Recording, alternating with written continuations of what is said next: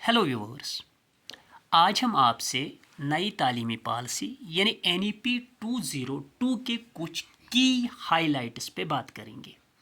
हम इस पार्ट में इसके कुछ पॉइंट्स को लेंगे और आने वाले पार्ट्स में इसके और पॉइंट्स पे आपसे बात करेंगे। NEP 2020 का सबसे इम्पॉर्टेंट और पहला इम्पॉर्टेंट की पॉइंट एक नया तालीमी स्ट्रक्चर, न्यू स्ट्रक्चर, जिसको हम आम भाषा में 5+3+3+4 का नाम देते हैं। 5 साल फाउंडेशनल, 3 साल प्रिपरेटरी, 3 साल मिडल और 4 साल सेकेंडरी के लिए रखे गए हैं। इस इम्पॉर्टेंट पॉइंट का सबसे basic point early childhood care and education रखा गया है, क्योंकि एज ग्रुप 3 से लेकर 6 तक 85% कॉग्निटिव डेवलपमेंट एक बच्चे की होती है। इसलिए इस तालीमी पॉलिसी में एज ग्रुप 3 को कैटर किया गया है और बाकायदा early childhood care and education को एक लीगल फ्रेमवर्क में डाला गया है। इससे पहले वाले सिस्टम में हम एजुकेशन को बाकायदा एज ग्रुप 6 से लेते थे, लेकिन चूंकि मैंने पहले ही कहा कि रिसर्च से ये प्रूव हुआ है कि 85% कॉग्निटिव डेवलपमेंट बच्चे की एज ग्रुप 3 से 6 तक होती है, इसलिए early childhood care and education पे बहुत ज़्यादा जोर दिया गया है। हम आते हैं इसके नेक्स्ट इम्पॉर्टेंट की पॉइंट पे, वो है मल्टीलिंगुअलिज्म। यहाँ पे एक और एज ग्रुप को कैटर किया गया है, वो है एज ग्रुप 2 से 8 ईयर्स।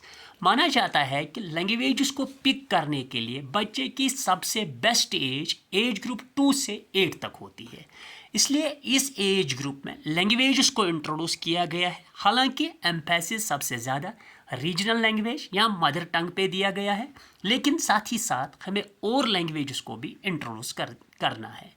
इसका तीसरा इम्पोर्टेंट की पॉइंट हॉलिस्टिक और मल्टीडिसिप्लिनरी एजुकेशन है। मल्टीडिसिप्लिनरी का माने होगा कि सब्जेक्ट्स को इंटीग्रेट किया गया है, एकेडमिक, वोकेशनल और एक्स्ट्रा करिकुलर स्ट्रीम्स को इंटीग्रेट किया गया है और स्टूडेंट्स को ये चॉइस दी गई है कि वो अक्रॉस द स्ट्रीम्स सब्जेक्ट्स को जोड़ सकते हैं, ले सकते हैं, चूज कर सकते हैं। इस पॉइंट को हम हॉलिस्टिक और मल्टीडिसिप्लिनरी एजुकेशन कहते हैं। NEP का सबसे बेसिक और सबसे फंडामेंटल और कोर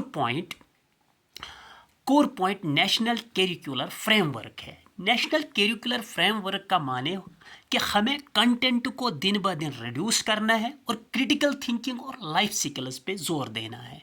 यानी हम दिन ब दिन लाइफ स्किल्स को इम्प्रूव करते जाएंगे, जबकि कंटेंट को हम रिड्यूस और कम करने जा रहे हैं।